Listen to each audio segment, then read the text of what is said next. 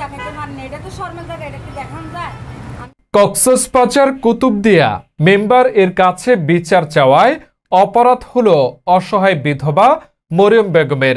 Member নিজে করেছে ধর্ষণের চেষ্টা। বিস্তারিত দেখুন সংগ্রামী স্বাধীন 24 টিভি প্রতিবেদন।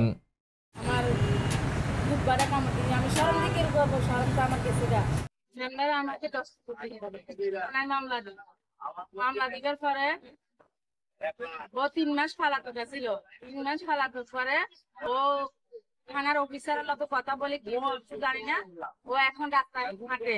ওকে পুলিশও গ্রেপ্তার করে না, থানায় গ্রেপ্তার করেন। কক্সবাজার কুতুবদিয়া উপজেলার 8 নং ওয়ার্ডের বাসিন্দা বিধবা মরিয়ম বেগম দীর্ঘদিন যাবৎ বসবাস করেন সরকারি অনুদানের দেওয়া আশ্রয়ন প্রকল্পের ঘরে। স্বামী মারা যাওয়ার পর বেশ কিছুদিন ধরে বদাইয়াপাড়া বড় ঘোপ এলাকার মৃত মোহাম্মদ সোবাহানের ছেলে মোহাম্মদ আবু বক্কর কালুর হাতে ধর্ষণের চেষ্টার শিকার হন। স্বাভাবিকভাবেই এই ঘটনার বিষয়টি স্থানীয় জনপ্রতিনিধি ইউপি সদস্য আজিজুল হক মেম্বার স্থানীয় থানা পুলিশকে জানায়। থানা পুলিশ ঘটনাস্থলে এসে আসামিকে ধরতে পারেনি, আসামি পালিয়ে চলে যায়। পরবর্তী সময়ে বিচার করে দেওয়ার নাম করে 8 নং ওয়ার্ড বড় ঘোপের মেম্বার আজিজুল হক ভুক্তভোগী বিধবা বিবি মরিয়ম এর কাছে 10,000 টাকা দাবি করে।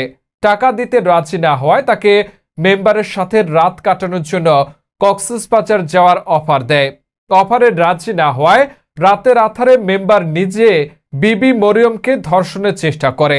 এই ঘটনাটি প্রশাসন আমলে নিয়ে কুতুবদিয়া থানায় আজিজুল হক মেম্বারের নামে বিবি মরিয়মকে বাদী করে দুজনকে আসামি করে একটি মামলা দায়ের করেন। মামলায় থাকা আসামিরা হলো একই এলাকার সোবাহানের ছেলে মোহাম্মদ আবু বক্কর কালু ও স্থানীয় মেম্বার আজিজুল হক। একাধিকবার বিভিন্ন পত্রিকার সংবাদ প্রকাশিত হলেও ধরাছোঁয়ার বাইরে ধর্ষণ চেষ্টা মামলার আসামি আজিজুল হক মেম্বার। গোপন সূত্রে জানা যায় তার বিরুদ্ধে আগে থেকেও রয়েছে 2টি ধর্ষণ চেষ্টার অভিযোগ। এখন ভুক্তভোগীর দাবি, দীর্ঘদিন যাবৎ মামলা হওয়ার পর আসামিরা পালিয়ে থাকলেও বর্তমান সময়ে সবচেয়ে জনপ্রিয় রাজনৈতিক দল বিএনপির সভাপতি ও 8 নং ওয়ার্ড বড় ঘোপের মেম্বার থাকায় রাজনৈতিক প্রভাব বিস্তার করে এলাকায় ঘুরে বেড়াচ্ছে ও প্রশাসনের ধরাছোঁয়ার বাইরে। দ্রুত গ্রেফতার ও সুস্থ তদন্ত করে বিচারের দাবি জানাচ্ছেন বিবি মরিয়ম আক্তার।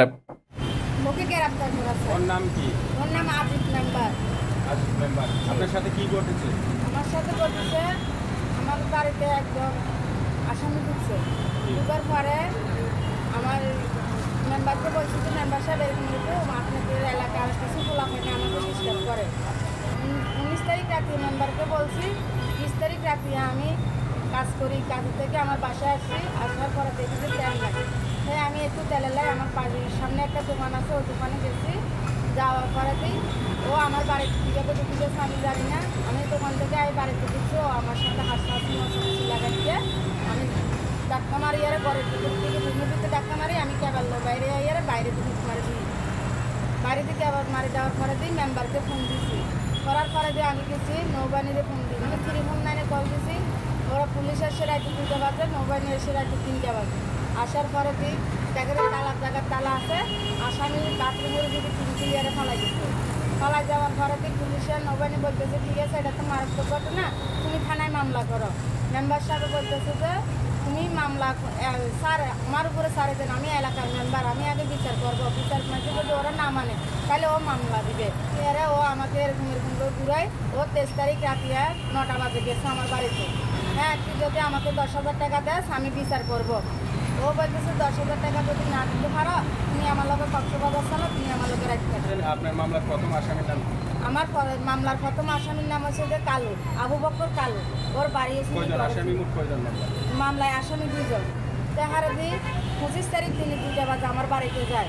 তুমি আমার লোকের কক্সবাজার চলো, তুমি আমার লোকের রাত কাটাও। কেন আপনার সাথে রাত কাটাবো? ও বা ওর লোকে এইভাবে আমি বাড়াবাড়ি করি। আরে এখন ও আমার লোকে হাসাহাসি মশামশি মারছে, আমার সুন্দরী হাসাহাসি মারামারি। ও আমার ডিসিপ্লিন রকমের দর্শন করছে। করার পরে মানে ওই নির্যাতনটা আর করতে পারে না। স্বামী স্ত্রী যে ইজ্জতটা নেয় ওই ইজ্জতটা নিতে পারে না, এমনি সব কিছু করছে করার পরে ওই ইজ্জতটা নিজের সাথে আমি সব ধরনের আমি পড়ে গেছি।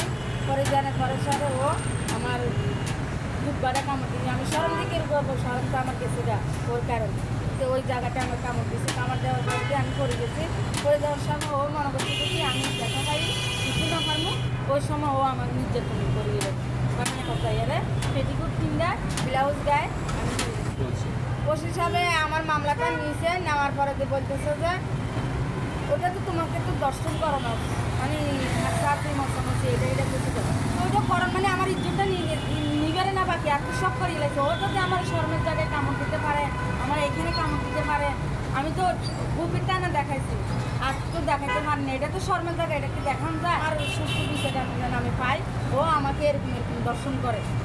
স্থানীয়দের সূত্রে আরও জানা যায়, ঘটনাটি সত্য হলেও তিনি ছাড় পেয়ে যাচ্ছেন বিএনপির ওয়ার্ড সভাপতি স্থানীয় ইউপি সদস্য হওয়ার কারণে। বিচার থেকে বঞ্চিত হচ্ছেন অসহায় বিধবা বিবি মরিয়ম। এ বিষয়টি সুস্থ তদন্ত করে আসামিদেরকে আইনের আওতায় এনে বিচারের দাবি জানাচ্ছেন স্থানীয় বাসিন্দারা।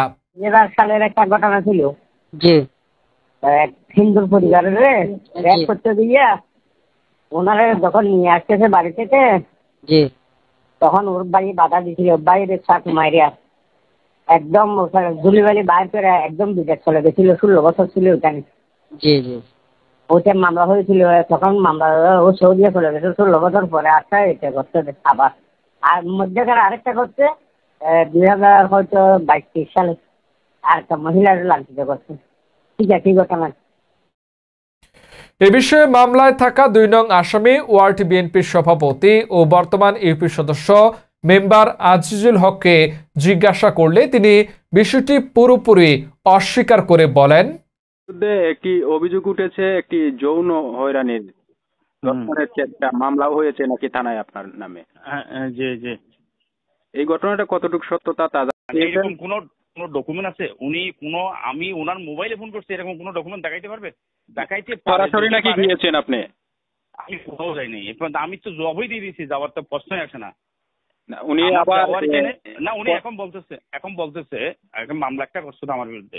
জি জি জি মামলা একটা করছে আমার বিরুদ্ধে, আমি এটা বর্তমানে যাবে মামলা যখন করছে কথা শুনেন। তো এর পরে যদি উনি কোনো ডকুমেন্ট দেখাইতে পারে, ওখানে গেছি কি না যাই কি যাই নাই, এটা পুলিশের 7 বার পর্যন্ত তদন্ত করছে এখানে। এই এলাকায় আমি আজ পর্যন্ত যাইনি, এখনো পর্যন্ত আজ পর্যন্ত আজকের বার পর্যন্ত আমি এখনো পর্যন্ত যাইনি। এ বিষয়ে বিস্তারিত জানতে চাইলে কুতুবদিয়া থানার অফিসার ইনচার্জ মোহাম্মদ আরমান বলেন, মামলাটি এখনো তদন্তাধীন আছে, অতি শীঘ্রই তদন্ত করে আইনগত ব্যবস্থা নেওয়া হবে। ওই মামলা বিষয়টা তদন্তাধীন এবং বিষয়টা আয়ু তদন্ত করছে। এখানে ওই যে গ্রেপ্তার করার মতো ওইরকম যৌক্তিকতা আছে কিনা এটা আয়ুর কাছে কথা বলে আমি জানাতে পারবো আর কি। জি জি আপনার আয়ু নাকি ভিকটিমকে বলছে মামলার চার্জশিট থেকে আজিজুল হক মেম্বারকে বাদ দিয়ে দিবে, হুমকি দামকি দিচ্ছে নাকি এরকম? এখন ভিকটিম ওইরকম আজিজুল মেম্বার যে জড়িত ওইরকম কোনো পর্যাপ্ত সাক্ষ্য প্রমাণ উপস্থাপন করতে আমি যতটুকু জেনেছি উনি উপস্থাপন করতে পারে নাই।